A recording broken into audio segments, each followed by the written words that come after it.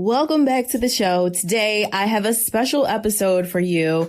I recently had the opportunity to speak at the Society of Professional Women, and it was a lot of fun. It was such an amazing group. So I put together a copy of the recording of part of that workshop. Sadly, you had to be there for the whole thing, but it's a significant portion of the workshop. It was like a half-day workshop that I did with them. So I think you will enjoy this. Check it out. Let me know how you like the episode. And you can do that by sending me an email to hello@dailysuccessroutine.com. All right, let's jump in.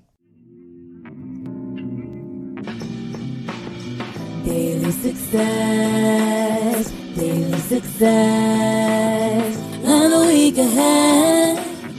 Be excellent, make money moves, achieve your goals, transform your life, one routine at a time. Daily success, go and get yours, you better go get yours. So it was the middle of summer. And I get a telephone call about 8:30 in the morning from my nephew who says, "Auntie, I'm standing down at the Kimmel Center and camp today doesn't start until noon." I'm like, crap. I'm literally on my way out the door to a board meeting, which starts in about an hour, and it's a 45-minute drive. So I'm thinking, what am I going to do in this situation? Got my nephew down at the Kimmel Center. He's calling me because I'm the one who put him in this camp. And I live a lot closer to the Kimmel Center than my sister. So naturally, I thought to myself, all right, I just got to get down there. I got to pick him up and get him in the car. I have to take him to the meeting. But then it occurs to me there's no way that I'm going to get back from out here, from the board meeting, and time to get them down there before camp starts again. So, I think it's often our natural instincts, especially for the ladies in the room, to jump in and handle the problem. Has anyone else had that experience? Okay, I'm not alone.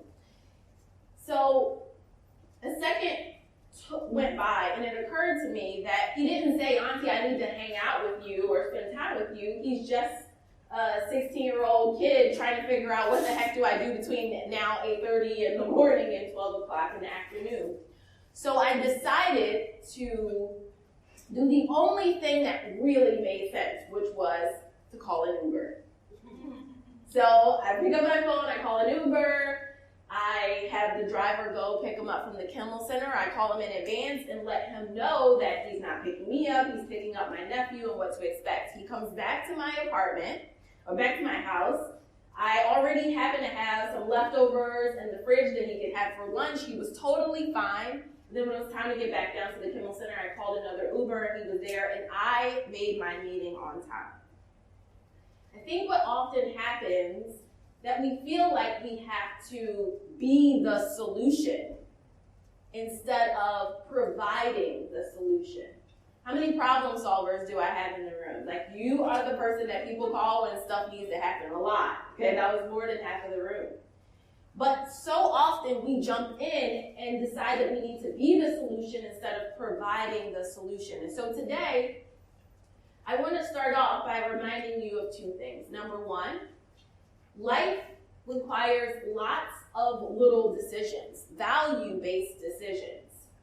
And what happens is that you might be making decisions that often leave your priorities at the bottom of the pile. Anyone else having that experience?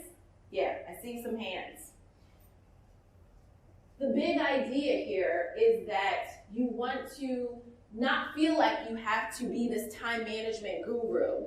Anyone feel like they're not good at managing their time, or feel like you've ever said to yourself, "I wish there was more time in a day"? Yes, okay, a lot of yeses and head shaking.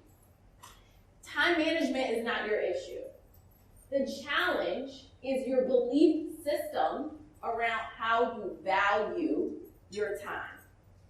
So today we're going to sort of unpack some of the things that might be keeping you from achieving your specific goals, things that you want results in, whether it be at work, in your business, in your life outside of work. And I'm going to share with you exactly how to do that. So let me just get a sense of who's in the room. How many people here are business owners? Raise your hands nice and tall if you're a business owner. Okay. And then how many people are maybe working a full-time job but doing a business or some kind of passion project on the side? Okay, a couple more. All right. And then others that are full-time professionals working 9 to 5. Okay, awesome. Awesome. So today I'm going to show you how to plan accurate project time to be able to get more done without working those crazy hours, to make self-care a regular part of your weekly schedule, set up systems that allow you to be more productive, and I'm going to share a proven framework that will allow you to practice things in your day that will allow you to increase your income and create routines for accomplishing your goals. The key here is that you have to really think about whether or not you're willing to make the shifts, right? So when we do the same things, we obviously get what? Same results, right? And so if you're wondering why is it that you feel so time-starved, it's because we're doing the same things which are getting us the same results.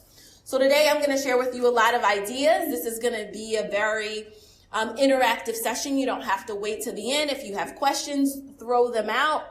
And we're going to workshop a lot of what we're going to discuss today. So since we're going to spend our morning together, I figured I better sort of quickly introduce myself a little bit more so we can get to know each other. I'm the CEO of a productivity training company called Daily Success Routine, and I teach overworked professionals how to utilize tools so that they can increase their earnings and have more personal time. I built my career in marketing as a director of marketing, a chief marketing officer, and did very successful in a corporate career before I moved into productivity training and consulting. I've been an entrepreneur for over 18 years. I'm the breadwinner for my household, and my salary from my business pays for my lifestyle. That means that there's no sugar daddy behind the scenes, right? That's sort of funding my dreams. So the strategies that I'm sharing with you today are things that have helped me grow my business and my career, and these are things that have also helped me to increase my income significantly throughout my career. I'm a Philadelphia native and I love music. As a hobby, I DJ and have a radio show on Fridays, and I'm also a lover of travel and have been to over about 18 different countries and counting. I get to do a lot of really cool stuff on my day-to-day, like speak at conferences where there's really awesome women like Michelle Obama and Brene Brown, Carla Harris. But the favorite part of my job is interacting with audiences like you. So I travel all over the U.S. and internationally, teaching the Daily Success Method to lots of women, gentlemen, business professionals, business leaders, and entrepreneurs. But let me tell you, while I've had some success in my career, it hasn't always been easy. I remember early in my entrepreneurial career, I was running a different business. Things were going what seemed as pretty well. The challenge, though, is I was working 60 to 80-hour weeks, barely sleeping, and I was not seeing the desired level of income that I really wanted. I finally figured that I was going to take this trip to a trade show in New York, and on my way back, fell asleep at the wheel, got into a terrible car accident where my car was totaled, and I was home on bed rest for a month. That was a big rock bottom for me and a big wake-up call. So what I realized is that I was burning myself at both ends, right? Really trying to achieve everything that I wanted in my career and, sort of, live the dream and be successful, but I was neglecting my health. I was neglecting my sleep. I was neglecting, spending time with my family and my friends. When I was home in that month, even though I had a team that was helping me to grow my business, right? People that were working with me, I watched on the computer my sales plummet every single day because I had not set up the business to run without me. That was the game changer for me, and that's how essentially the daily success system that I'm going to share with you today was born. I really started changing around my entire life so that I could get a grip and be able to get different results and do it in a healthy and sustainable way.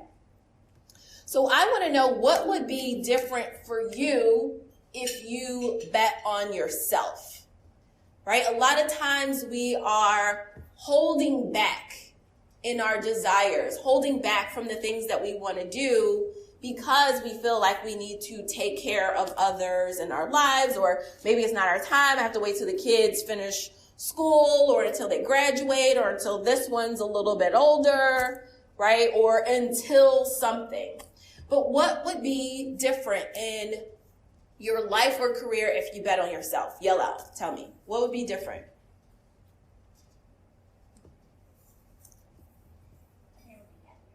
You'd be happier. Oh, that's a big one. That gave me a chill. That's a big one. Just go ahead. Effective but not busy. Oh, yes, that's good. Effective but not busy. What else? Yes. You would have to learn how to get out of your comfort zone. Yes, you would get out of your comfort zone, which would open up so much more opportunity for you, right? What else? Yes. Peace. Peace of mind. What else? Yes. Healthier, both mentally and physically. Yes. A lot healthier. How does that? Yes. Less stress. Less stress. Awesome. What else? Yes. Financially secure. Yes. Feeling financially secure, the freedom, the reason why we do what we do, right, is not just to work all the time, right? It's to have a level of enjoyment in life and financial security. I love that. So let me tell you exactly what I did to start turning things around, because these are some of the things that you can do. The first thing that I did to start turning my life around is I cut out a bunch of volunteer boards. Anyone else in here a volunteer queen? Or king? I see a lot of hands. I have a client who is involved on 20 different committees at her church. She is like the go-to person. I was like, how in the world? She told me her whole entire day on Thursday and half of Friday is doing back-to-back committee calls. So I was involved on a lot of boards, and it was a challenge because many of those boards weren't actually related to things that I wanted to achieve in my career. I had a girlfriend who called me a while ago and she said, hey, I have this really great opportunity to sit on this board. It was actually with a group for young girls, the Girl Scouts, which is going to be, here later in November. And she said, I'm really thinking, I was invited, I'm really thinking about participating. And she said, what do you think? And I said, well, I know your passion is around, real estate and doing things with, diverse communities. How does this align with that? And she was like, well, it doesn't. Right? And so she's like, okay, I can't do this. I totally get it now. And I think what happens oftentimes is we're taking on these volunteer projects and things. We want to be good citizens, right? But they aren't aligned with our goals, and it takes up a lot of time from doing things that you actually desire for yourself. I adopted a boundaries philosophy, and I think you might like this. And the boundaries philosophy was, if someone asked me to do something, if in my body I didn't feel like, hell yeah, I absolutely want to do this, then I had to say no thank you. That was it. So write that down and use it. If the next time, it's going to happen today when you leave here, Someone's going to call you and they're going to ask you to do something. And if you don't feel it, like, yes, hell yes, like I absolutely want to do this, then practice saying, no, thank you. Now is not the right time. I also started focusing on shorter term projects instead of yearly goals. Who here has reflected on what you want to accomplish this year and realized that there's still a lot of stuff on the list and you're in fourth quarter? Yeah, I see a lot of hands.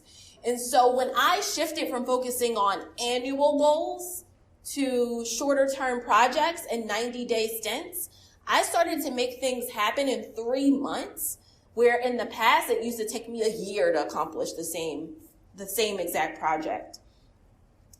I restructured my entire business to run without me, and I used the daily success system to prioritize managing work and life, and not just being a one-sided person. So what are you missing out on by not being more productive? What are you missing out on right now? Yes. More income. Absolutely. That's a big one. Yes. Fun. Yes, fun. Awesome. Yes. Being able to see your goals being reached.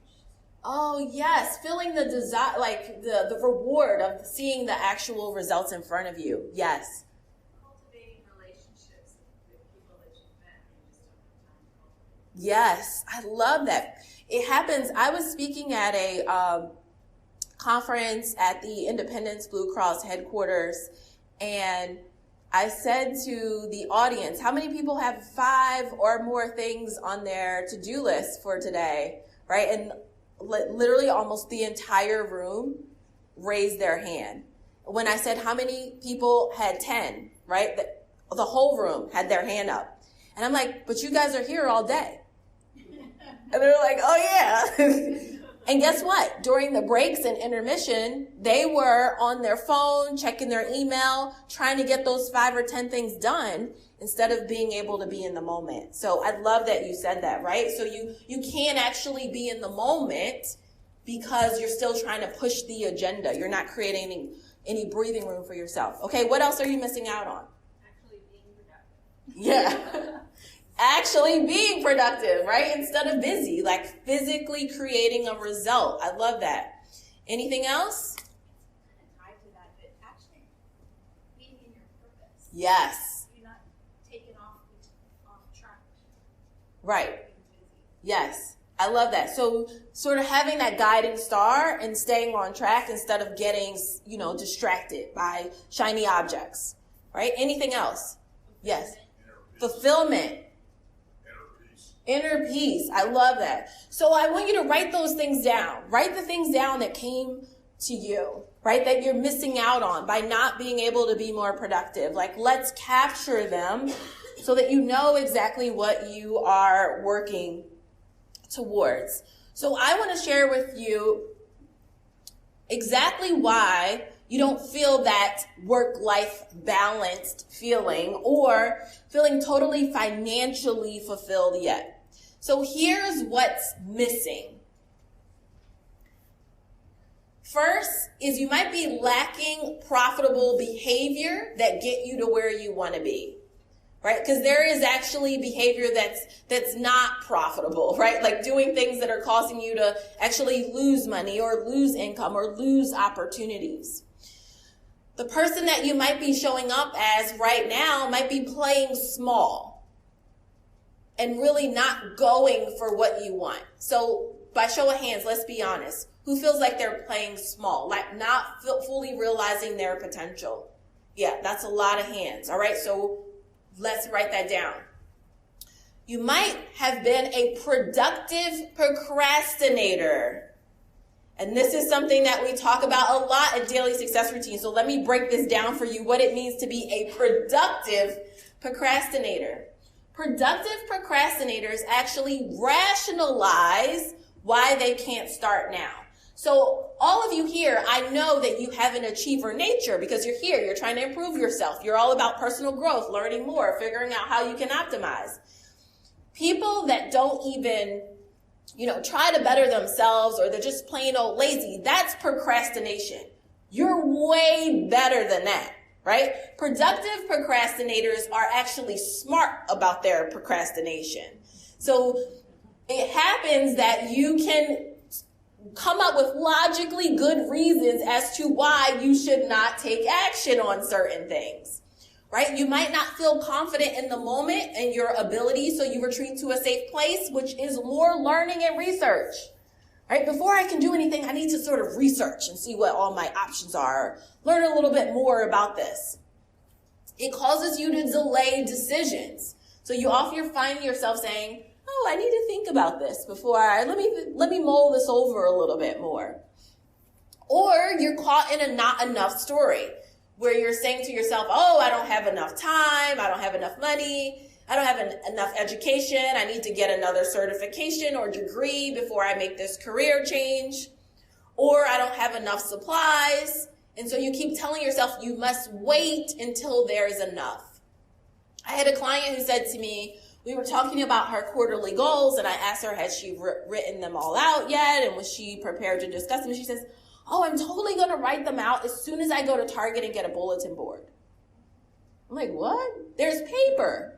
You can put them on paper. You don't have to wait until you get a bulletin board, right? Or my favorite is when people say, I'm going to get back into the gym as soon as I get some new workout clothes, right? Or as soon as I get some new gym sneakers. And so you're delaying taking action because you're doing the thing that you feel like is productive, right? No one's going to say that you don't need a great outfit to go to the gym, but it's holding you back from actually moving forward. So I want to get out everything up front that's holding you back so that you're aware. So when you leave here today, you're not stuck in moving forward, all right? So let's tackle 3 hidden habits that are preventing you from being productive at work and life. And then I'm going to share with you some of the specific strategies that you can use to start to change all of that. All right, so first is use sabotage when it comes to self-commitments. Bless you. So what that looks like is you might have left the house this morning. You might have fed the kids, the cat, the dog, and everybody else, but you didn't even feed yourself. You're thinking, I hope they got some breakfast there this morning because this thing is super early, right? But you didn't have a chance to take care of yourself. Or when it comes time to do things like, exercise and work out, which is, very popular. You get home after a long day at work. You're feeling a little tired. You sit down on the sofa. You tell yourself you're going to go to the gym at any moment.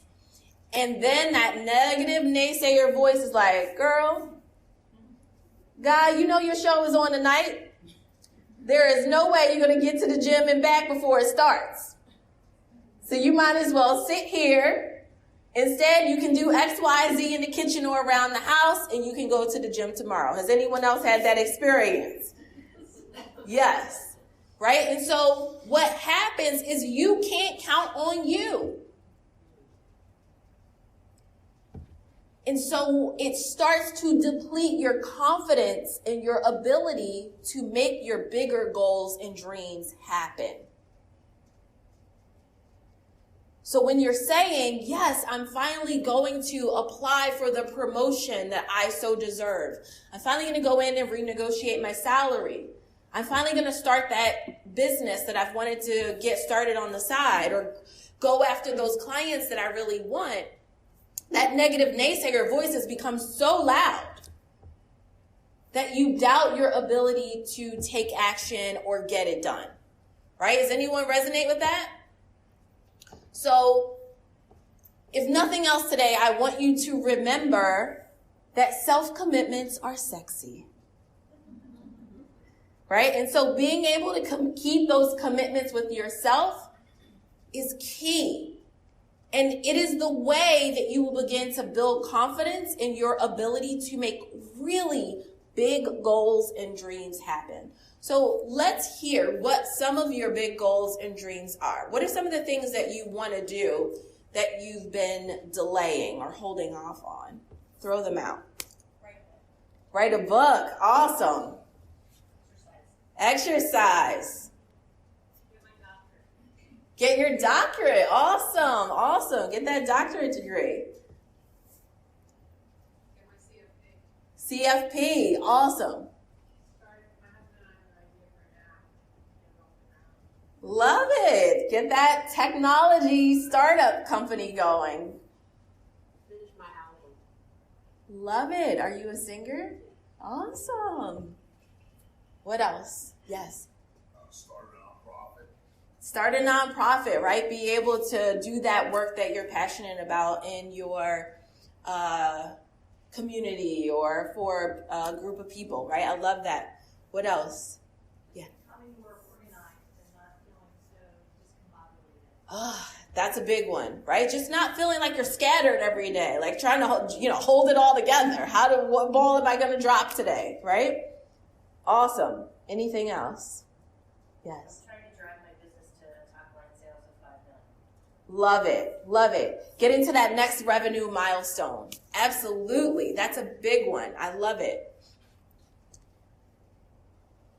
Anyone else? All right, awesome. So write those things down. I want you to write down what are the bigger dreams that you're delaying, because we're going to start working on them a little bit later on today. All right, so let's talk about habit number 2. Winging it. Starting the day or week with no plan. Who writes their to-do list in the morning when you get to your desk? Right. There you go. What to-do list. Right? So if you are figuring out what you have to do after the day is already started, you're always going to feel behind. Because technically the clock has started ticking. Right? You're at your desk. It's 8 o'clock or 9 o'clock or 7:30 or whenever you get to your desk. And you're trying to figure out what's most important. And because you're not sure, you do what most people do, which is what? Right, wing it, busy stuff. And where do you find most of the busy stuff? It's easy. Just tackle the easy stuff first. Yeah, tackle the easy stuff first. Largely going into your email. Looking around in there for things to do. Right? Who's sent me some stuff to do today? Let me start with that. In many cases, you haven't even made it to your desk before you checked your email. You rolled over in bed with it like it's your new lover. Right? You're checking out your email as soon as you wake up. And then your day starts with the fire alarm ringing.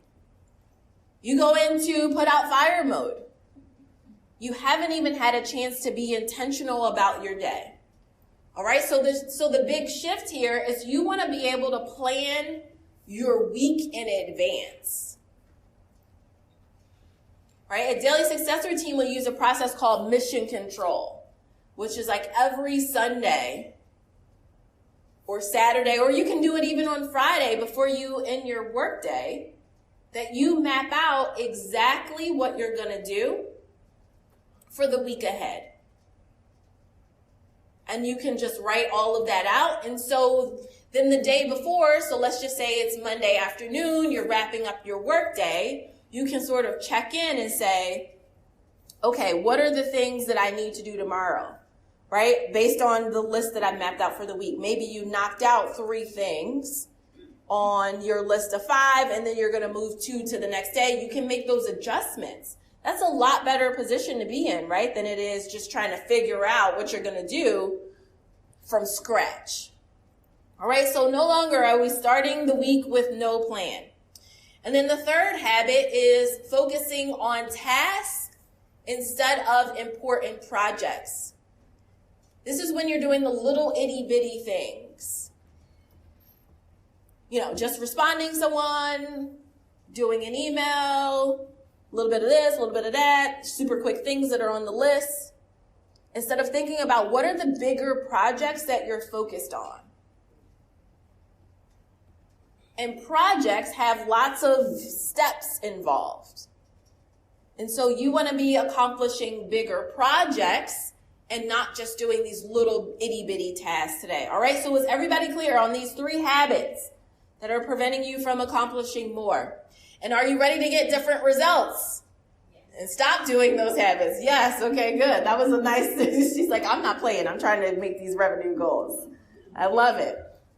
Okay. So let me share with you the strategies that you can use and sort of break down the daily success system and sort of what's special about it and how you can use it. It's a productivity system for work-life management. And you might have heard about other productivity strategies. Trust me, I've read all the books and done all the things, the getting things done, like every single thing that you can, the Pomodoro technique, set your tomato timer, right? All of the stuff. I think the challenge with a lot of those systems is it focuses just on a career work perspective and doesn't really address other areas of your life. The daily success system helps you to think about the power of routines. How can you use routines to take consistent action? Who gets started on something, you're doing really good, and then before you know it, like a week has gone by, 2 weeks, a month, and you've fallen off. Yeah, see a lot of hands on that, right? So it's routines can help you to stay consistent. And then when you're learning a lot of productivity strategies and techniques, you can often feel like you need to become a different person. Who's ever had that feeling? Right? Like, I'm not set up like this, right? Like you've read the book and you're like, I'm not set up this way. I don't get up at 4 a.m. every day, right? I can get up at 4 a.m. or 5 a.m. when I need to, but I don't get up at 4 a.m. every day. Or there's just things about it that make you to become a different person, all right? And so I don't want you to need to become a different person. I want you to be able to have strategies that are going to work for the person that you are today and allow you to be the best version of you. All right, so in front of you, you should have a little productivity wheel. So pull that out, and I'm going to show you these different elements. Now, this works for business and life, so I want you to think about it from either perspective. If you are running a business, you can think about how to apply it in terms of your work in your business. If you are running a household or a career, you can also think about it from that perspective too, and we'll talk about it in both ways. All right, so I'm going to cover these different areas of the wheel. We're going to fill them in together. So you'll notice on your sheet there's these little gray boxes. There's also some crayons on your table. So as I cover these, I want you to think about, where do I fall? I like using, there's not enough red, yellow, green, but you can just use like a light color, a mid color, and a dark color on the crayons, right? So I want you to give yourself so I'm going to use red, yellow, green as the analogy. Give yourself a red or a dark color if you're like, okay, this is an area I really need to look at. Like I'm not winning here, right? This is something that I need to put in place. Give yourself a mid color, like a yellow. If you're like, I'm doing all right here, but I could do better, right? And then give yourself, whatever your green is. If you feel like I'm killing it in this area of my work or my life. All right. So there's 3 things that you want to think about when it comes to productivity. First is financial management. So are you clear on what you want to create in your life financially? So that means knowing what are your desired revenue goals or what are your desired income goals. Where do you want to be from a financial perspective, right? So that's one piece of it.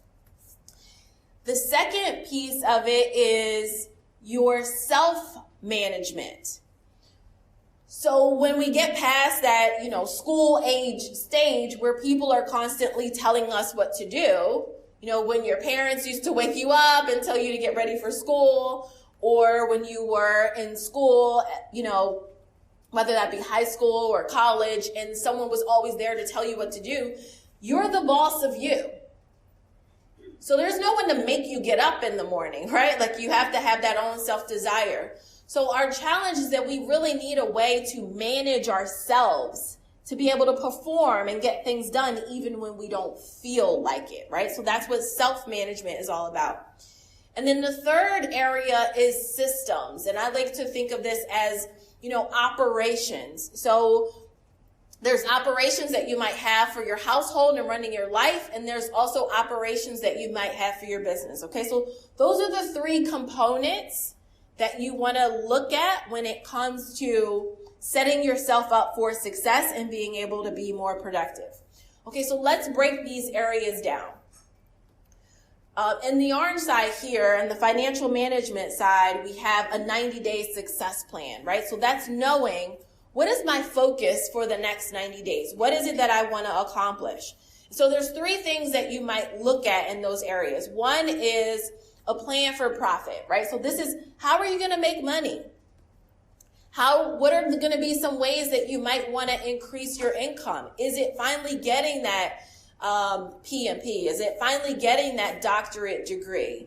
Is it finally going after that promotion? Is it finally going after that big client that's going to get you to that next revenue goal, right? So what's your plan for profit? So if you're doing well in this area, assess yourself. See how you're doing. Use your crayons, right? So if you're doing good, fine. If you're not doing so well in this area, then you might want to, circle it or color it in and say, okay, here's an area that I need to focus on. I'm not actually sure what I want my income goals to be. I'm not actually sure how much I want to create for myself in terms of income. And I also want you to realize that you are actually in charge of it. I know sometimes, especially if we're in a corporate environment, you can feel like there's a ceiling, right? There's those 2 to 5% raises every year, and that it's tough to be able to create that opportunity to get a raise, but there's always a way to create opportunity. So don't be limiting in that. All right, so the second thing you want to look at is, what are your success metrics? What numbers are you monitoring that are helping you to know how you're doing? So if we're thinking about it from a life perspective, it might be looking at success metrics as how many months of your salary do you have saved, right? Or what is your debt to income ratio? Or how much is in your emergency fund if you're thinking about it from a life perspective? These are success metrics that you might be using for yourself. You get to decide what those metrics are. If it's on the business side of things, right, if you feel like you have metrics in place that tell you whether or not you are generating a good number of leads in your business, whether or not those leads are converting, whether or not you are booking potential clients' appointments or telephone calls, right? So what are the numbers that you're tracking that will tell you how you're performing? If you think back to when we were all in school, you always had your report card to give you your financial results, right? There's no report card for life. And in many cases, it's our financial results, right, that are giving us an indication of how we're performing on a day-to-day in terms of the things that you actually want to accomplish. Okay? And then third is that you want a money roadmap. And your money roadmap is, how am I going to make these things happen? I like to call it your path to the cash. Right? So if that means getting that additional degree, if that means doing something inside of your organization that's going to create additional visibility for you, taking on a bigger project that's going to create visibility for you, if that means putting in place some things in your business that's going to allow you to grow to the next level, right? So what is your path to the cash? All right. Any questions about these three so far? I want you to color in or circle, however you want to just make a note for yourself about, okay, these are some things I don't have in place or I need to think about or that I might want to consider. And there's tons of crayons, so you can also pass around and like share and trade colors. All right, so let's go to the second half. This is the daily routines. This is the self-management piece. So a couple things you might want to have in place are figuring out how to design and do every day some routines that are going to allow you to be consistent. And we're going to talk about this more in just a moment.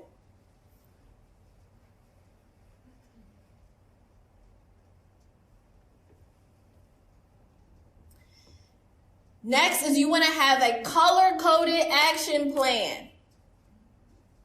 People like to think of their calendar as their action plan. However, a lot of times the challenge with the calendar that you might be using is that it doesn't actually tell you what's important. It doesn't prioritize for you, right? It's just a place to brain dump all your meetings and appointments. And then you're trying to figure out, well, why don't I feel more organized now that I know what everything is that I have to do? It's because it's not prioritized.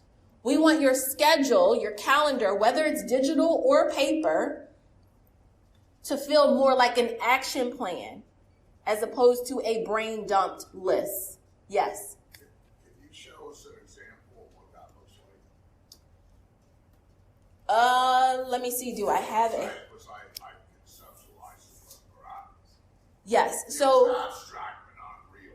yes. Okay. I love that. So, for example, when you set up, are you a paper person or a digital person or both? No, what paper? You're more paper. Okay, awesome.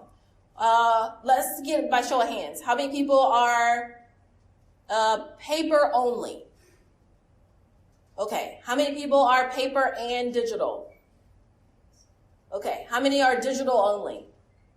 Okay. Very few. A lot of people use both, I find. Most people use both. Some people just use paper. So I'm glad that you asked this question. Let's break this down.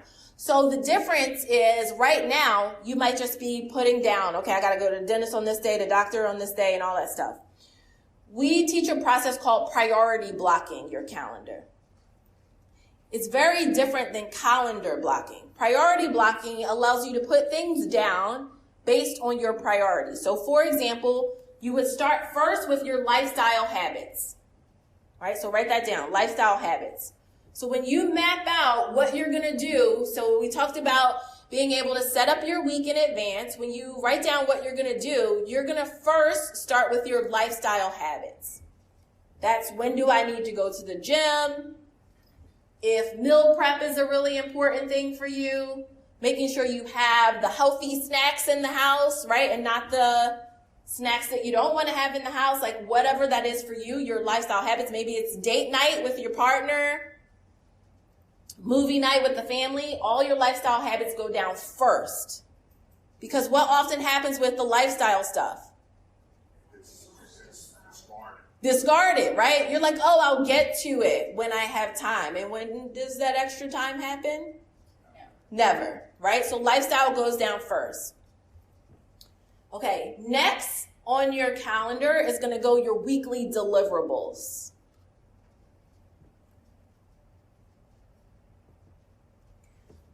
Weekly deliverables are commitments that you have made, things that are due on a weekly basis. So let's say that in your career, you're the person who does a meeting with your team every Monday morning or every Tuesday morning, and that's something that you have to prepare for. So that deliverable, when you're going to do the work to prepare for it, goes on your calendar. Any deliverables that you have. Maybe you're the head of the PTA for your kids, and you have a deliverable for those PTA meetings. So whenever you're going to do that, it's going to go on your calendar next. Okay, third is going to be your work blocks. This is when you're going to actually get stuff done. How many people have gone to meetings about the meeting, about the meeting, about the meeting? Right? And then you leave with like a bunch of stuff to do and you're like, when am I going to do this stuff? Like your real job starts around 4 o'clock. after all the meetings are done. So you need work blocks on your calendar. This is when you're going to get your actual work done. Now, for many of you, a lot of that is routine. So there's a recurring work that you have to put out. So let's get time on your calendar for when you're going to do that. This is also like a sort of ninja trick when you're in an office environment where people can drop things on your calendar without asking you, right? You start the morning and you knew what you had to do, and then all of a sudden you look at your calendar and there's a 2:00 meeting that popped up out of nowhere. Or Sunday evening, when you're at home relaxing, people are sending meeting invitations out for Monday, Tuesday morning. So if you put in your work blocks, then those are times that are on your calendar as unavailable. People can't fill them in with meetings and appointments. And then the last thing that goes on your calendar is meetings and appointments, right? What I like to call OPP, other people's priorities.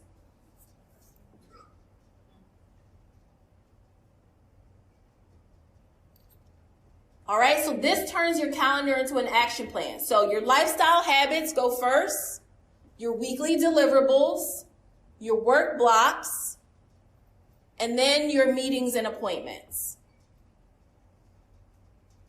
Now, the stuff that's important to you is never left off the list. You see how that works? It goes in first, then everything else. I'm so glad you asked that question.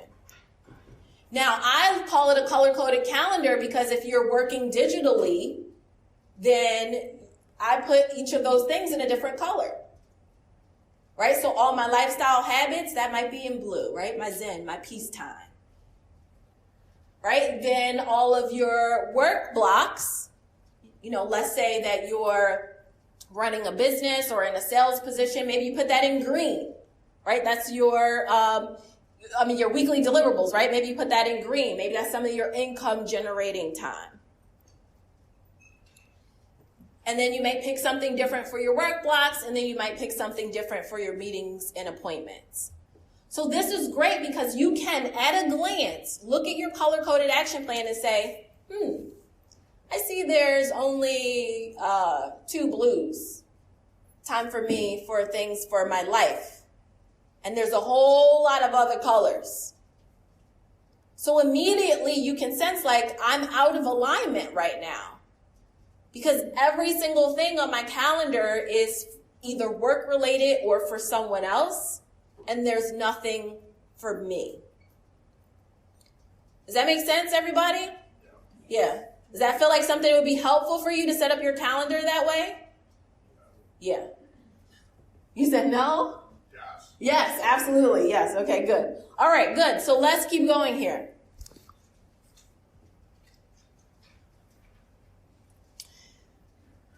Next is your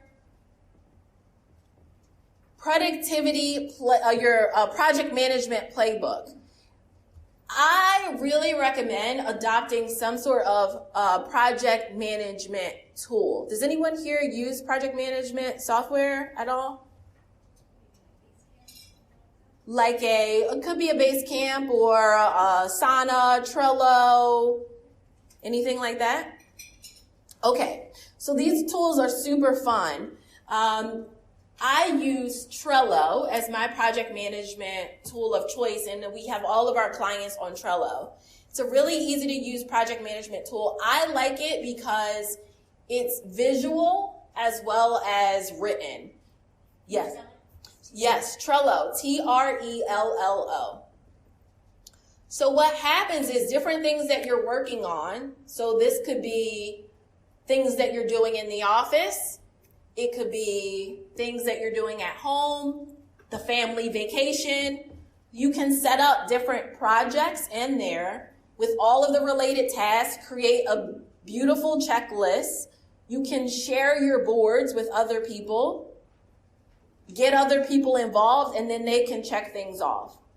I love this, especially if you're working with a team, whether that team is your family team or whether that's your work team, because you can invite people to join your boards. And if you are running a business, it allows you not to be the crazy micromanager, because you can see at a glance everything that the entire team is working on, and people are checking off things as they get it done. Right? And so instead of always feeling like you have to keep asking, well, where are you on this? Where are you on this?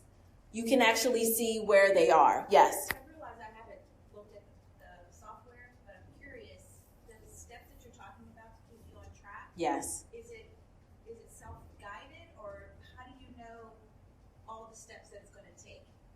Yes. So you just make your checklist yourself. Okay. Right? You create a checklist for whatever you're working on, and then it's there for everyone to see, and then you can check off the items. I love it too, because even when you make your checklist, it doesn't have to be perfect. Like, you can drag and drop the items. Like, oh, this actually should go before this should go after. You can move things around, and there's no pressure for it to be perfect. There was a question back here also, yes? I've used Trello for house renovations, so I've used it in that capacity, and it's great. In our business, though, we can't use any outside software.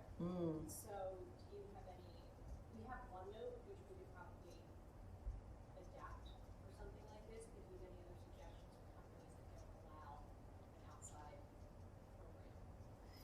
Yeah, that's a great point. So in that case, then I would really leverage the priority blocking process that we talked about.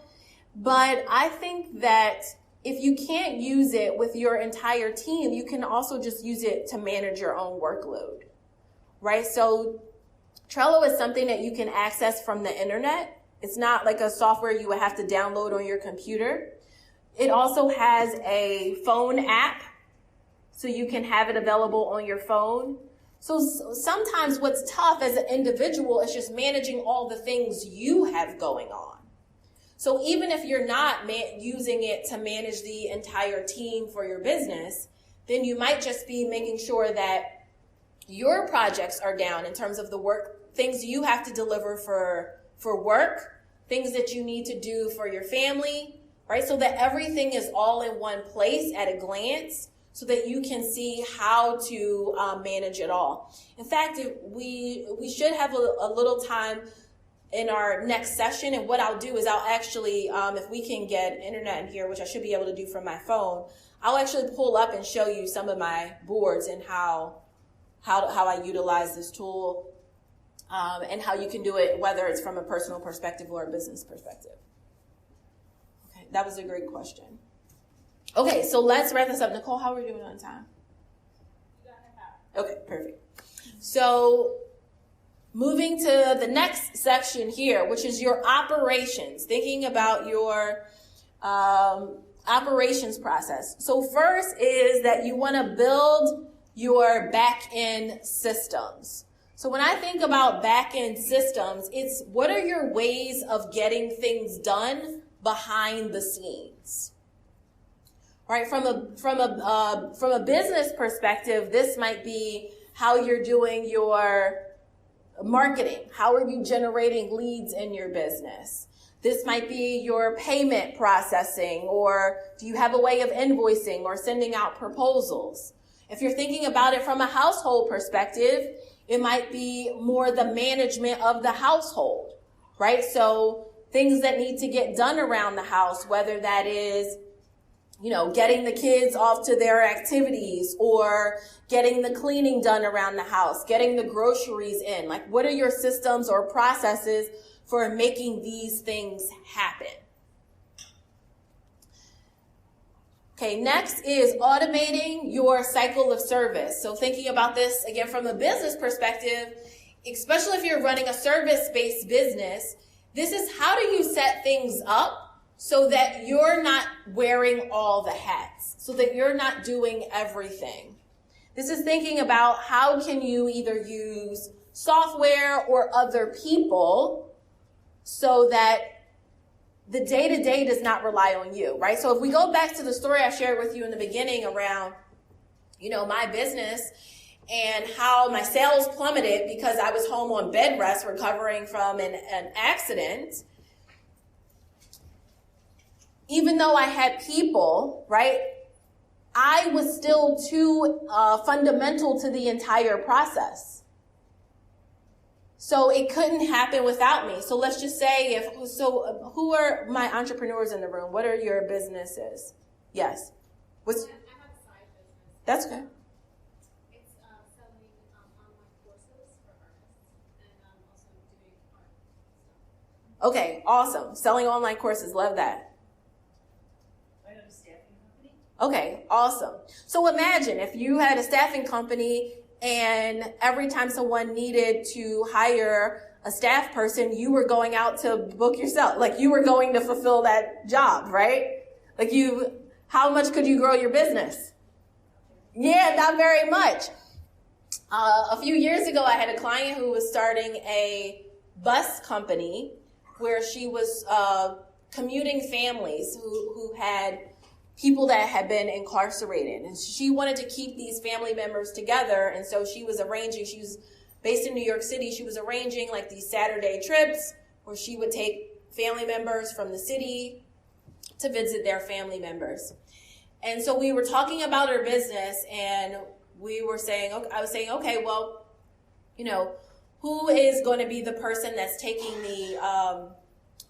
the sales calls, right? So people are calling to book their tickets, set up their appointments to go on the bus trip to go visit their family members. Who's going to do it? She's like, oh, I'm going to do it initially. I'll be the person who's, setting up all the bookings. I was, okay, totally fine. Okay, so who's going to be the person that's driving the bus? She's like, I have my CDL license. I'm going to drive. I'm like, you're going to drive. You're going to be on the bus taking phone orders for people that are trying to book tickets, right? Like, not sustainable. Who wants to get on that bus? Who wants to be on that 2-hour bus ride? Not me, right? So you want to think about how are you setting yourself up to be successful because you have other people that can handle things in the business and not just you, right? So in a digital course business, that might be that you have a customer service person that can handle some of the queries, or if you have a community aspect to your course, you have a program manager or community manager, right, that's interacting with the people or making sure all of the administrative things are getting done. In terms of your household, it might be looking at, what are the people that I have involved that are helping me to execute and get things done? Do you have can you give yourself the guilty pleasure of having someone come and help every once in a while to get things cleaned up? Right? And around the house, a housekeeper or someone coming to get things cleaned up. Or maybe you have a babysitter that's coming every once in a while, right? Who can look after the kids so that you can have some time for yourself. So how are you setting things up so that you're not always being the solution, but you're providing the solutions? Does that make sense?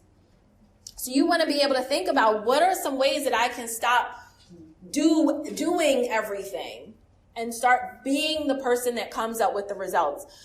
A home trick that I've started using, over this past year has been getting some prepackaged meals.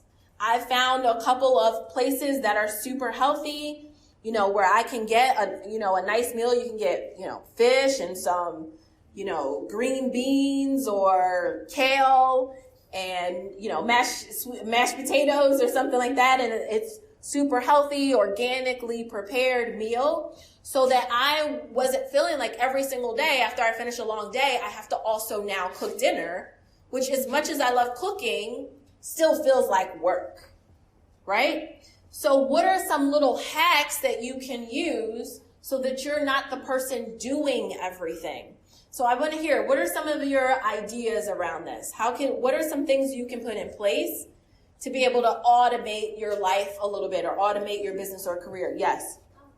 When you think about automating emails, like the whole email chain that's automated for people that's like sales cycle? Yes. So putting setting up email automations to go out.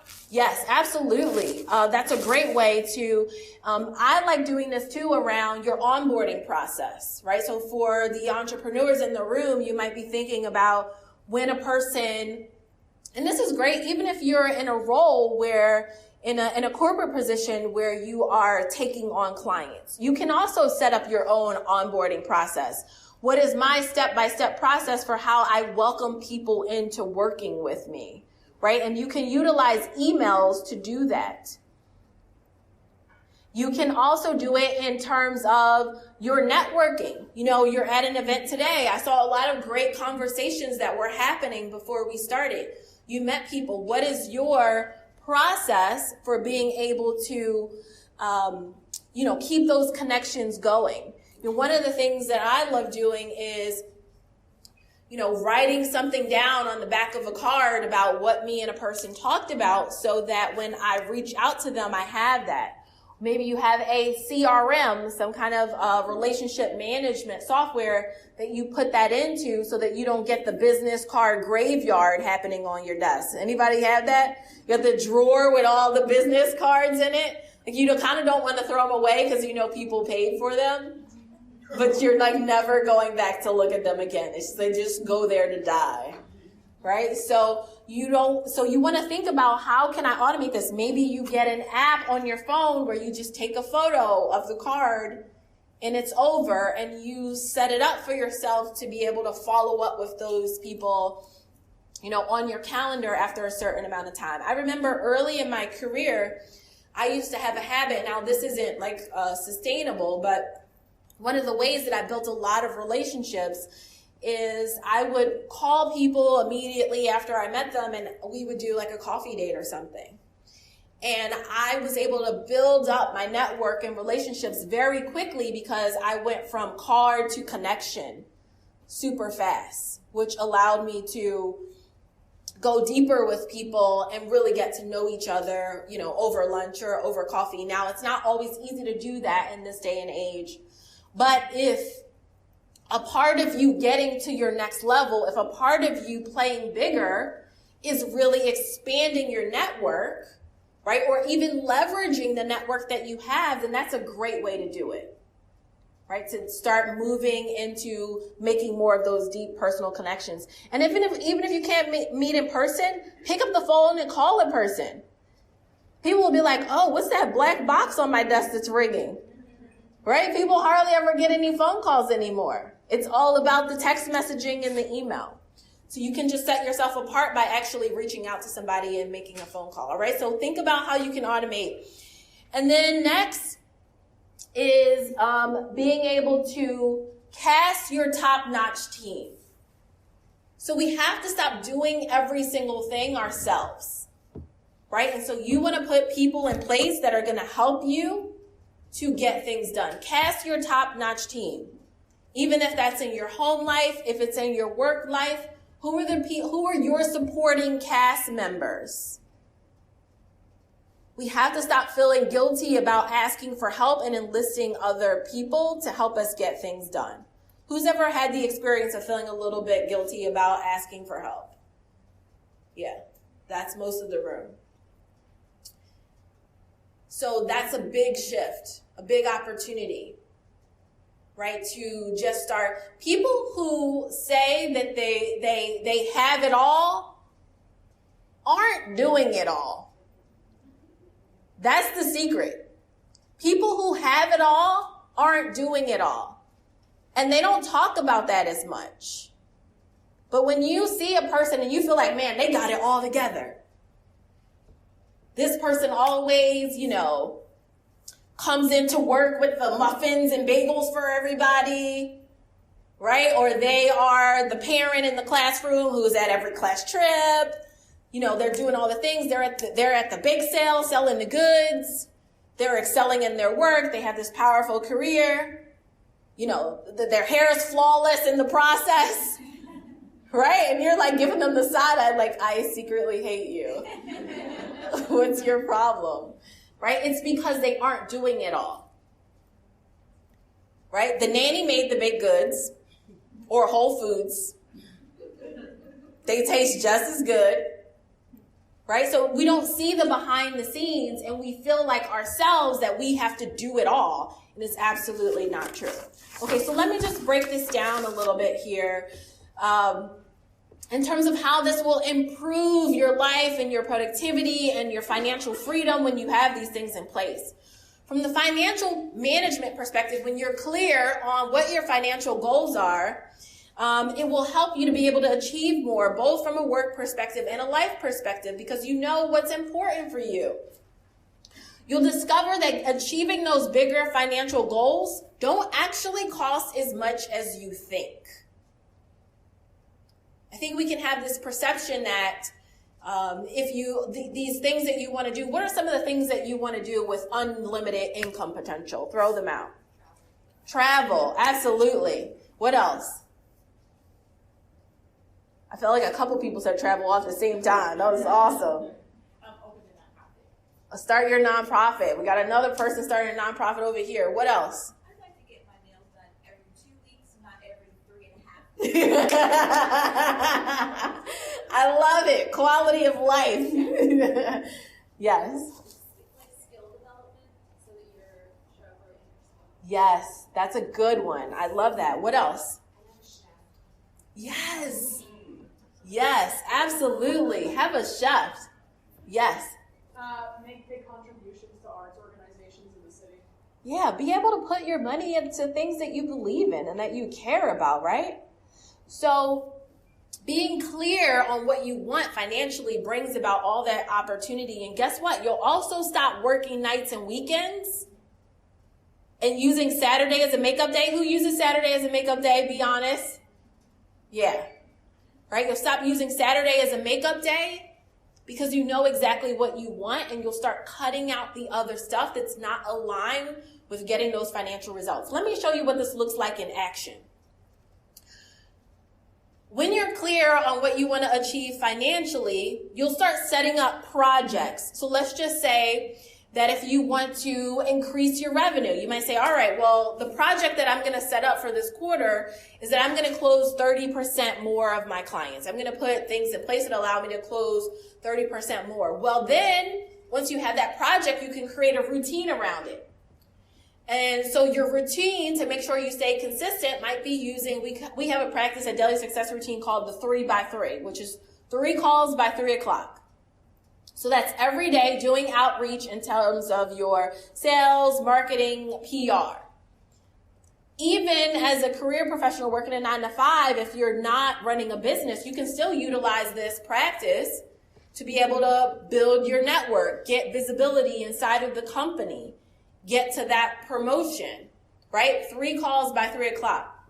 Let's say that you want to transition to a more fulfilling role or a more fulfilling career opportunity. Putting a routine around that might be something like sending out 2 resumes every day, or making a decision about reaching out to some of your LinkedIn contacts who are at the companies that you want to be at, or who can make the introductions to the people that you need to know to get that next opportunity, right? So your day goes from being unfocused and floundering to being more centered around your money-making activities, your profitable behaviors that are going to help you to earn more. Does that make sense? Now, this is Grace. Grace is one of my clients. I wanted to sort of share about her because she is amazing. She's like a firecracker from Texas who has an adult child who has really been struggling to find his way in life and figuring it all out. You know, she has a aging mom who's really ill. She knows that, maybe she doesn't have, much more time. She's been very ill. And she's in the insurance business. And so it's important for her to be able to make a living for herself and do well in her living. And so what happens for Grace, and this might also be true for you, is because of whatever's going on in your family, you might have a lot of responsibilities or commitments or things that constantly come up unexpectedly that you have to deal with that take you off your game, right? And so Grace started utilizing the priority blocking process. She started doing 3 calls by 3 o'clock every day. And Grace started making big money in her insurance business. So, her goal was to make sure that on the low side, right? She was having, closing 5,000, she was bringing in a minimum of $5,000 a week in her business, right? And so when she started using this process, she was going from doing that like every week and a half to closing her 5,000 in 2 days because she got focused, because she knew her priorities, because she had a routine to make sure that she get it done. Now, is there anybody else that would have a problem with making $5,000 in 2 days? No, right? Like everybody would like to do that. So that's how being clear on your financial goals, having your projects in order, having a routine to follow through and stay consistent can help you. So let's look at the routine side of things. And I want to share with you how you can use routines as daily actions to create consistent wins and big results. So I want you to write down, these are 6 routines that you can utilize that will transform your life. Now with each routine, I want to give you a question which will help you to know how to set up this routine for yourself. So we're all familiar with the morning routine, so we won't spend a lot of time on that. But the big question around your morning routine, when you're writing that down and thinking about it, is, did I set up my day to win? Now, has anyone else had the experience of realizing when you took a little bit of time for yourself in the morning to do whatever it is you want to do? For you, it might be journaling. Some people like morning pages. Maybe you want to do a little yoga, prayer, meditation. You know, feel like you got to comb your hair and stuff, just got out of the shower and went out the door with your hair wet, right? Like it might be different for everybody what that morning looks like for you. But when you have that time for yourself, you have a different experience. Because when you get out on the road and somebody cuts you off, instead of using expletives, right, you have a little bit more grace. You're like, oh, they're probably running late to work, right? Or maybe they're having a bad day. Like your perspective on it is way different when you have that time for yourself. So when you think about your morning routine, I don't want you to just do things because you've heard of other people are doing them.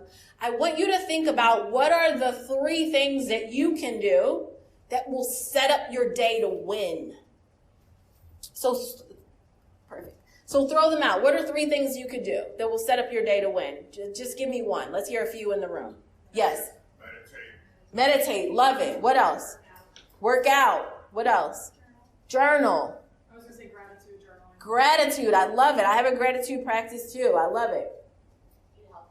Eat a healthy breakfast, right? Not go out the door like, slogging because you haven't even put any nutrition or even a glass of water in your body, right? What else? Write down your most important tasks. No, do that the night before.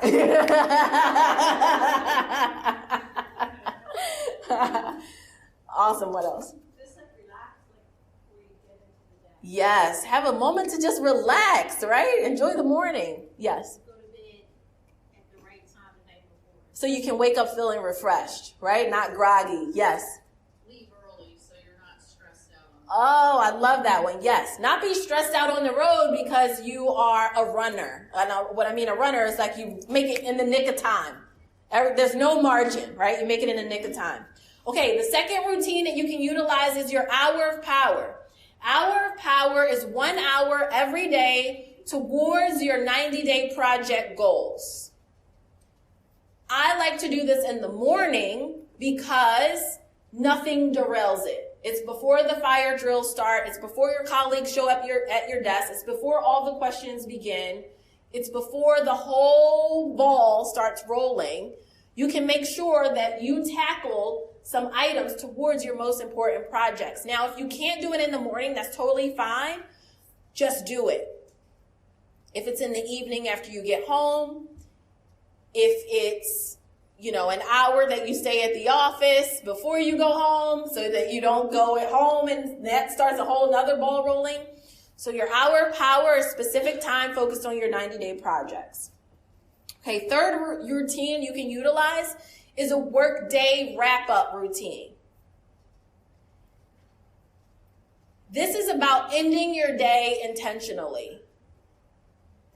Because right now you might just be getting up from your desk, like I'm out of here. 4:45, I'm leaving. That's it. right? You haven't actually ended your day intentionally. So your workday wrap-up routine should answer the question, like, did I plan tomorrow and mark where I left off? So this is when you might make that list. Go back at what you set up for the week. Okay, what did I actually get done today? What am I going to work on tomorrow? Do I need to move some things tomorrow around? Do I need to reschedule some appointments for tomorrow? Right? You're thinking in advance. You don't want to be the person who's calling to cancel a meeting 5 minutes before it starts. It makes you look unorganized, right? Like you had to know all day that you just couldn't make the meeting, right? So don't wait until it's time for something to start to let people know that you're not available. So using that workday wrap-up routine will help. All right. Yes? How much time do you think the workday wrap-up routine takes? Because I think we can get stuck there. Yeah. It could be an hour, it could be 15 minutes, but do you have a recommendation? Yeah, I would say about 30 minutes. Yes. And so that's enough time for you to be able to go through your to-dos. If you need to, let's say if you're practicing inbox zero, or if you're just having a few emails in your inbox, it allows you to sort of clear out what was there for the day before you go. It allows you to shoot out any quick emails if you need to cancel or change any appointments.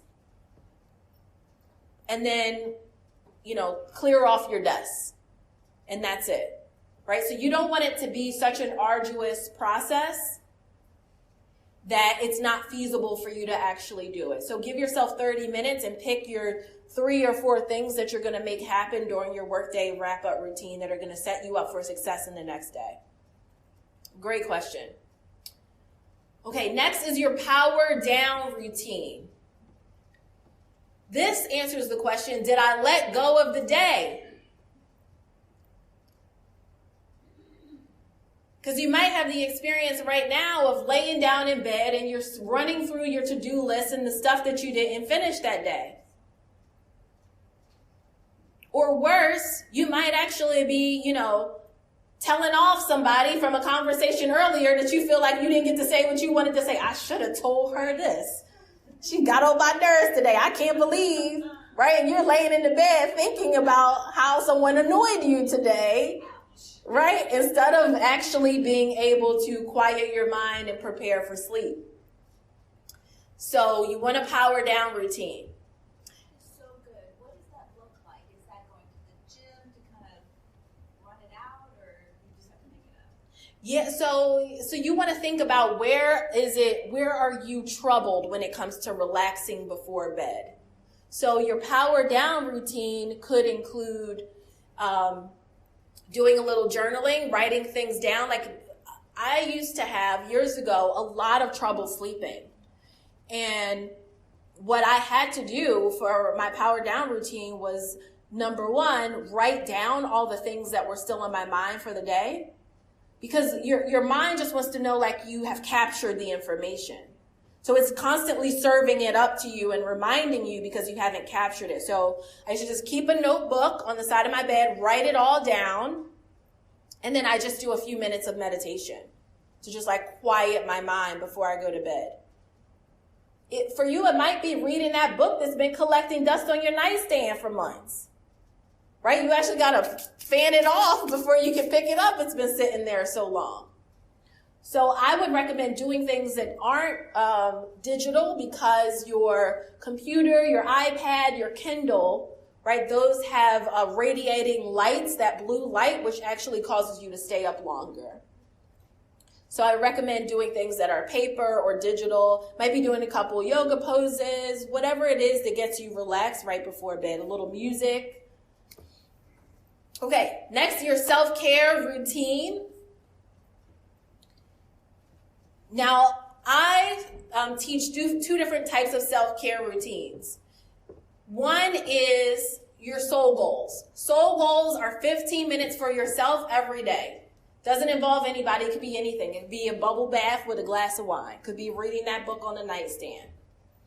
And then I also teach to have regular, bigger routines, right? So that might be You have a regular appointment at the nail salon or the Hand and Stone or the Massage Envy once a month where you're getting your massage, or you're going for your, blowout or a haircut or a color, whatever it is.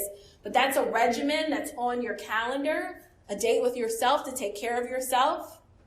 That's happening on a weekly or a monthly basis. Like you just calendar it out. Yes. Is there any benefit or downfall to combining them? Because I'm thinking I like to run when I get done with work. So for me, that's how I let go of my day and make sure I'm doing my self-care.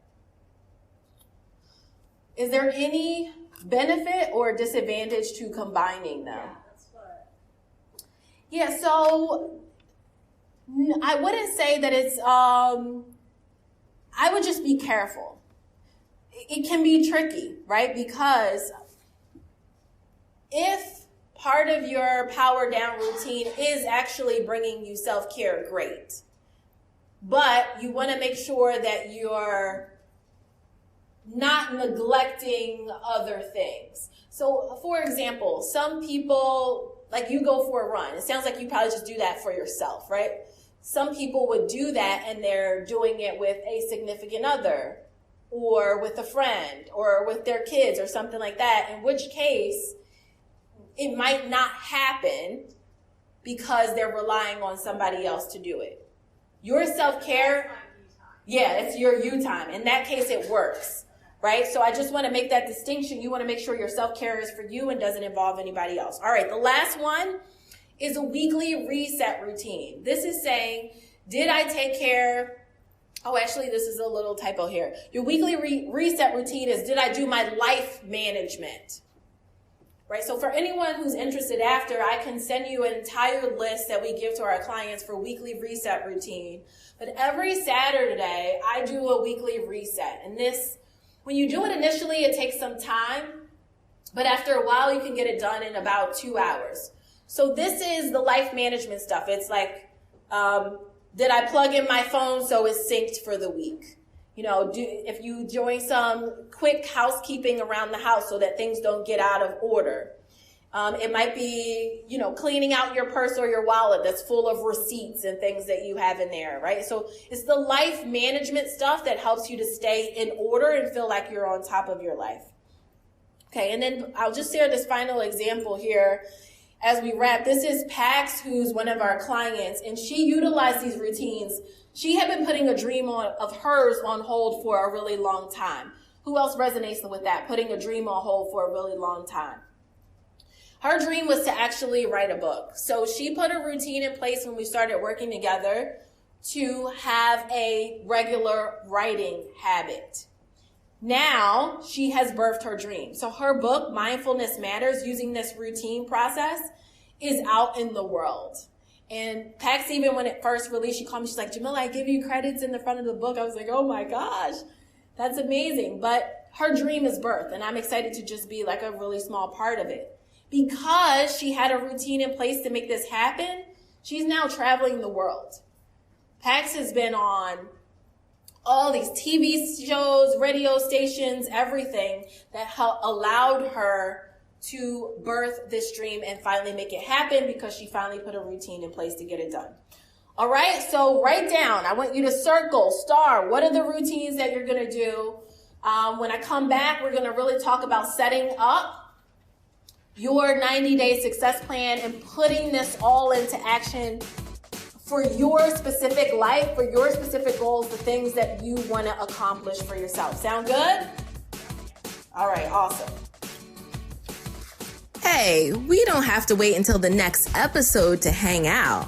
So the next time you're on Instagram, YouTube, or Facebook, type Jamila Payne or Daily Success Routine into the search bar, and you'll find more great tips, inspiration, and ideas to help you get organized, productive, and live your dream life.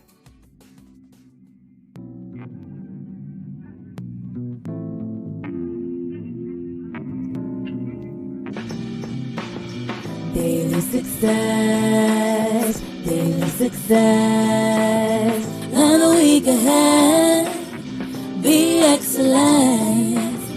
Make money move, achieve your goals. transform your life, one routine at a time. Daily success, daily success. Go and get yours.